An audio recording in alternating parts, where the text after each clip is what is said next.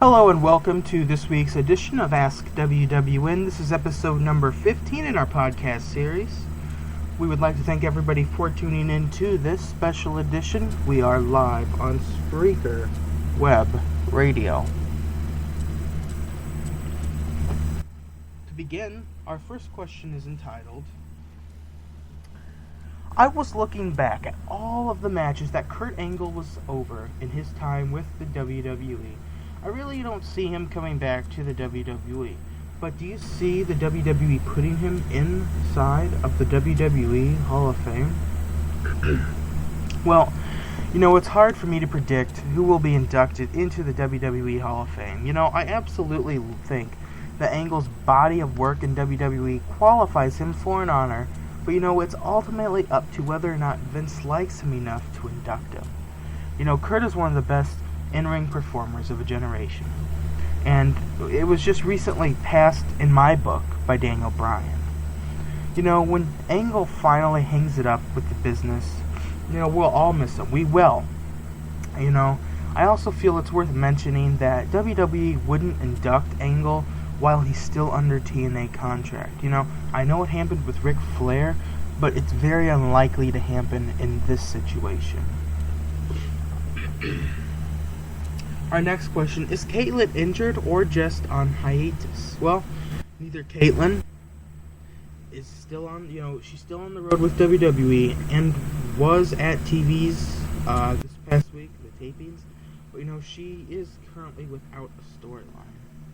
Alright. Our next question, do you see Goldust coming back to compete full-time after his storyline with his family and the McMahons? Or will he somehow disappear off of TV again?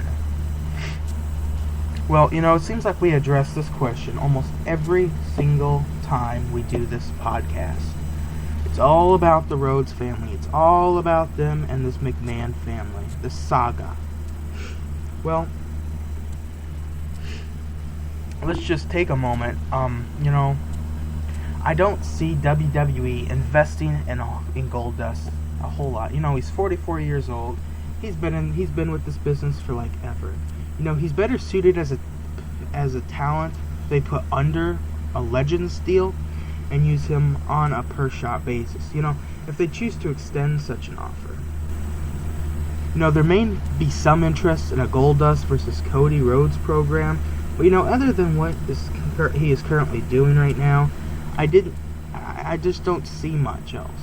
One mistake I think WWE made, though, was firing Goldust as a producer because, I think he understands the art of playing his gimmick more than just about anyone. And, one of the biggest issues I have with younger talent is that they're too robotic.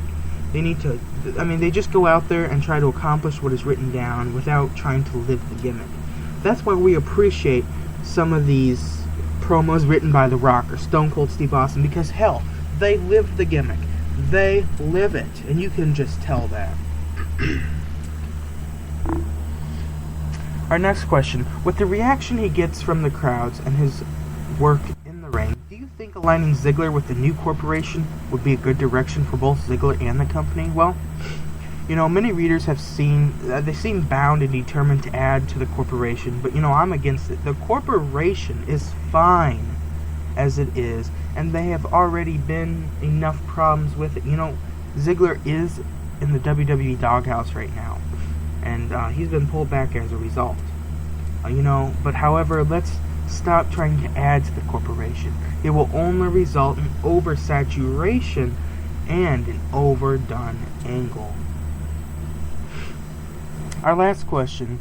Do you prefer to see a match between two big muscle guys or two big high flyers? Well, I prefer the latter part. I prefer two high flyers because when you get two big muscle guys in there, it's just back and forth, It's like seeing the Big Show versus Mark Henry. It's a very slow-paced match. It's like the Khali. It takes him half an hour just to get to the other side of the freaking ring. Nobody wants to see that. Nobody. But you get two high flyers and they're fast-paced, move in, just like what Ring of Honor brings to us every week. Although some of these can be overdone, it's still very exciting to see. Well, thank you for tuning in to this week's edition of Ask WWN. I am Michael Burgess.